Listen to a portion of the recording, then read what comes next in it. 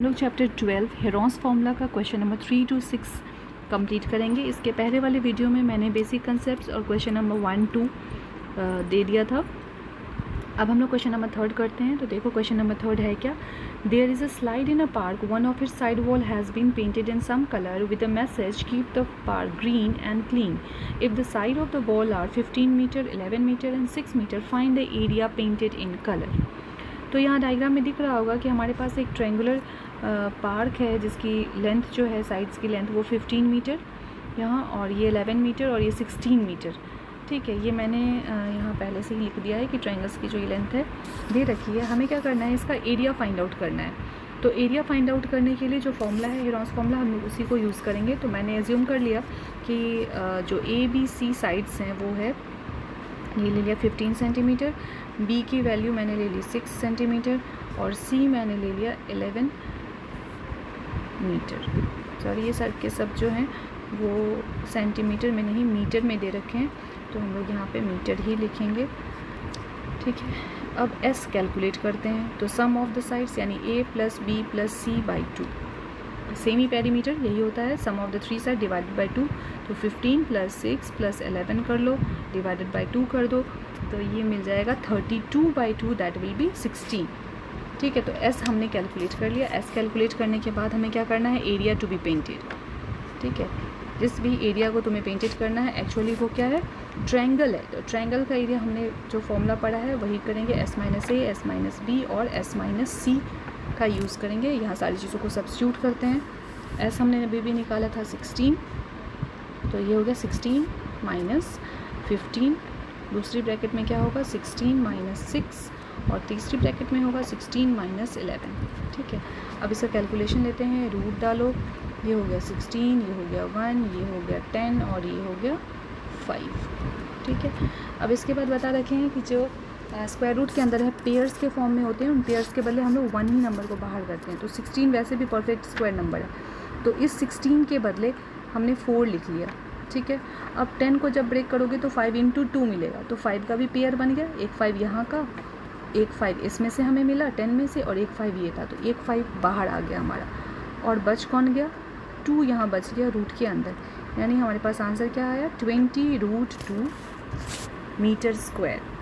ये जो एरिया हमें कैलकुलेट करना था जिसकी पेंटिंग होनी थी वो 20√2 मीटर स्क्वायर है। नेक्स्ट क्वेश्चन करते हैं, क्वेश्चन नंबर 4। ये है, find the area of the triangle, two sides of which are 18 centimetre and 10 centimetre and the perimeter is 42 centimetre. तो जब भी हमें पेरीमीटर दे रखा है तो पेरीमीटर होता क्या है, सम ऑफ द 3 साइड्स। अब पेरीमीटर की जगह पे मैंने लिखा 42, A हो गया 18 सेंटीमीटर, B हो गया 10 सेंटीमीटर और C हमें पता नहीं तो मैंने X ले लिया।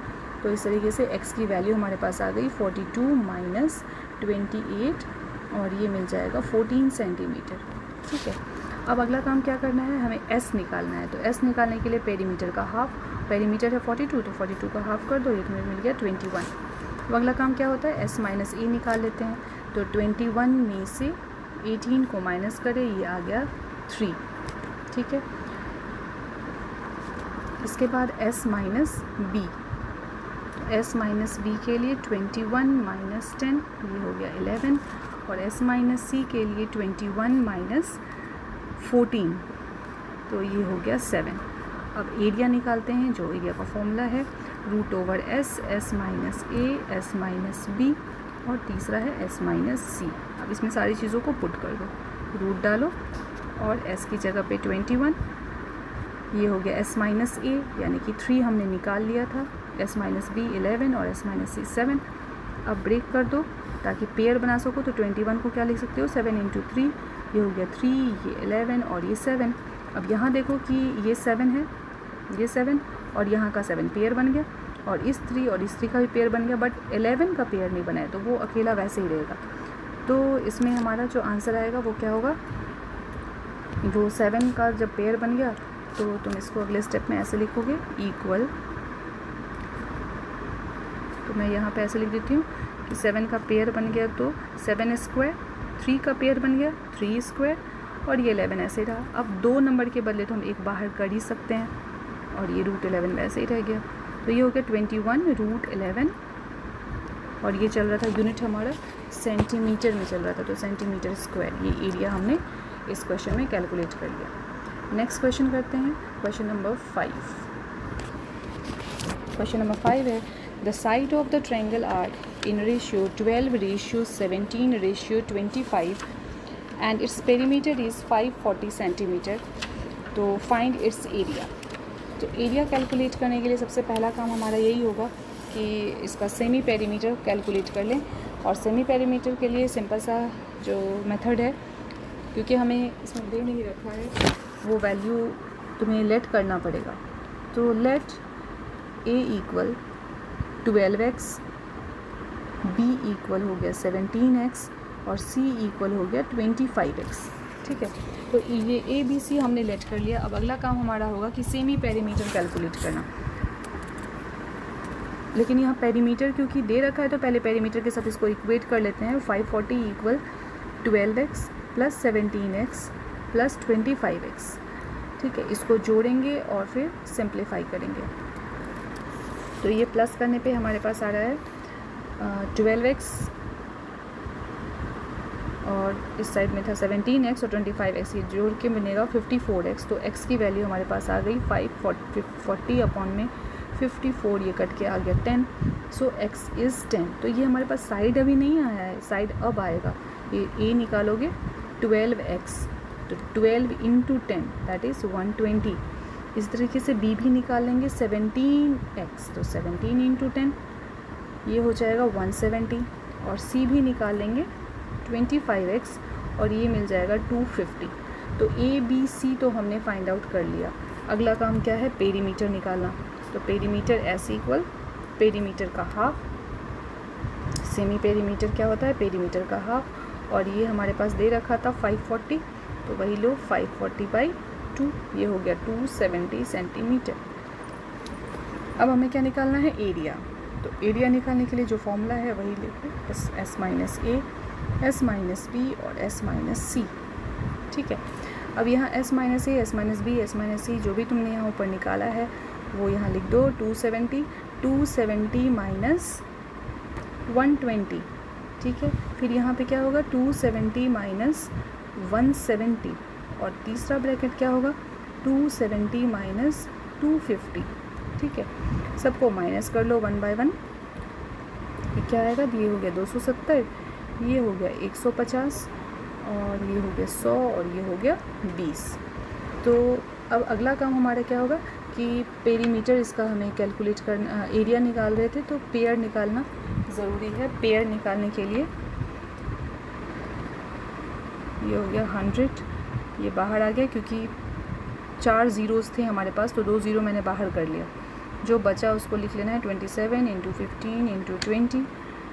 अब इसको कैलकुलेट करोगे तो 27 को ब्रेक कर सकते हैं 9 इंटू 3, 15 को क्या लिख सकते हैं 5 इंटू 3 और 20 को क्या लिख सकते हैं 5 इंटू 4।